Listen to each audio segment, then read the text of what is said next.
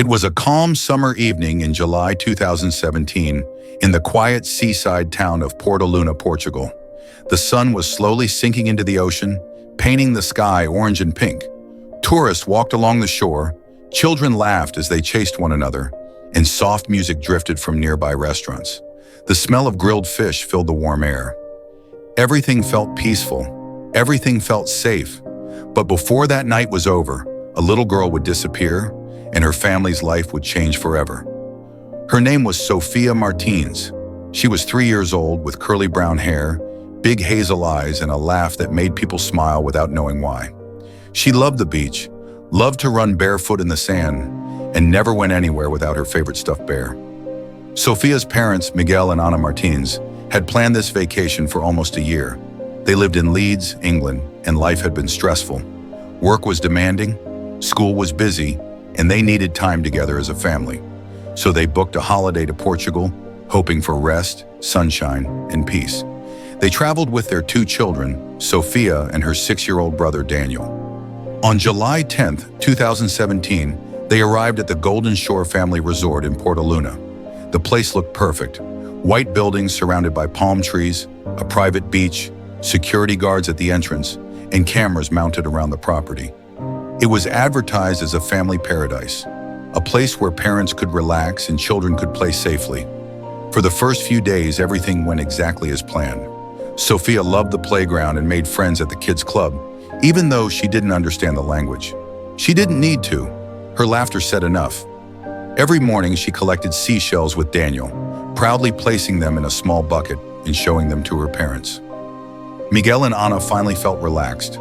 Other parents at the resort felt the same way. Children played freely. Some parents even stepped out briefly while their kids slept. Everyone believed the same thing. Nothing bad could happen here.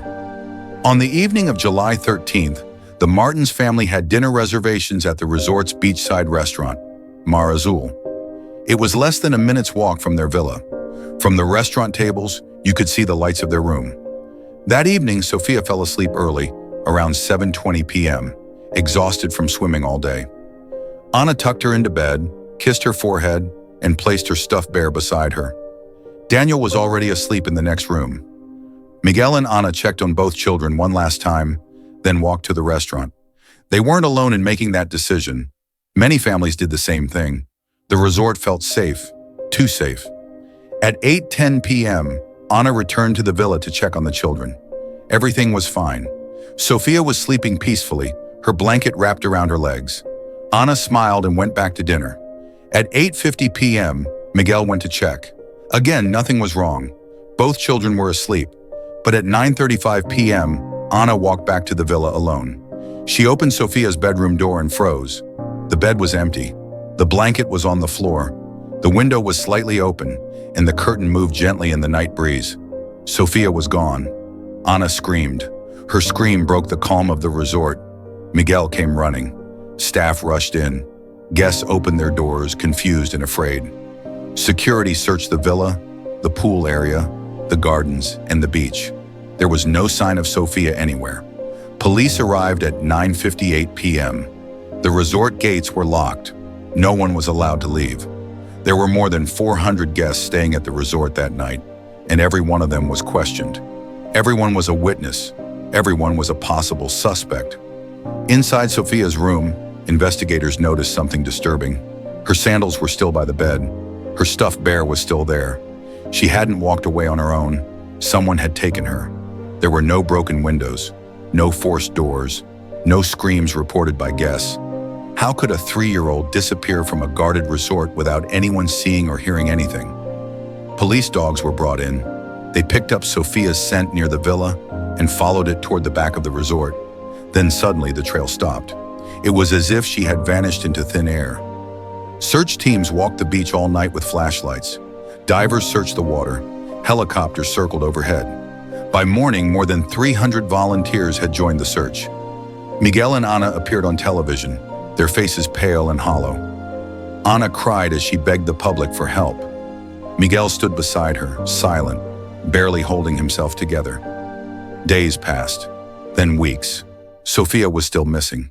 As time went on, theories began to emerge.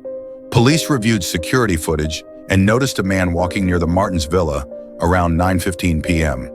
He wore a dark jacket and a cap. His face was never clearly seen. He walked calmly, as if he knew exactly where he was going. The footage was blurry, and the man was never identified. Another theory haunted investigators even more. What if someone working at the resort was involved? Staff members had access to rooms. They knew routines. They knew which families left their children alone. 17 staff members were questioned. All denied involvement. All had alibis. But the doubt never fully disappeared. Some believed Sofia had woken up alone and wandered off, suffering a terrible accident. But extensive searches found nothing. No clothes, no signs, no evidence. A child does not simply disappear without leaving something behind. The case attracted massive media attention. News stations across Europe covered the story. Some people showed sympathy, others judged the parents harshly, questioning their decision to leave the children alone. Miguel and Ana lived with guilt every single day, but no punishment was worse than not knowing where their daughter was. Years passed. It has now been 8 years, and Sofia Martins is still missing.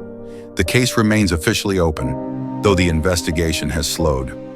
Miguel and Ana returned to England. They never had another child.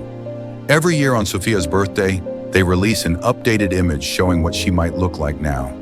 A little girl growing older somewhere in the world. The Golden Shore Resort changed its policies after Sofia's disappearance. Children can no longer be left alone. Security was increased. More cameras were installed. But those changes came too late.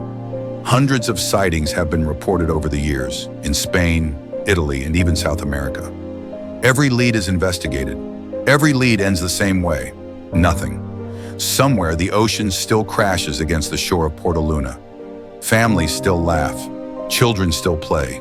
Life goes on. But for one family, time stopped on a warm summer night in July. A little girl vanished, and the silence she left behind still echoes. Sofia Martins is still missing, and her parents are still waiting, because every child deserves to come home. This is Obscure Justice, and thank you for watching. And please do well to subscribe to encourage us to do more, and comment your thought on this. See you on the next video.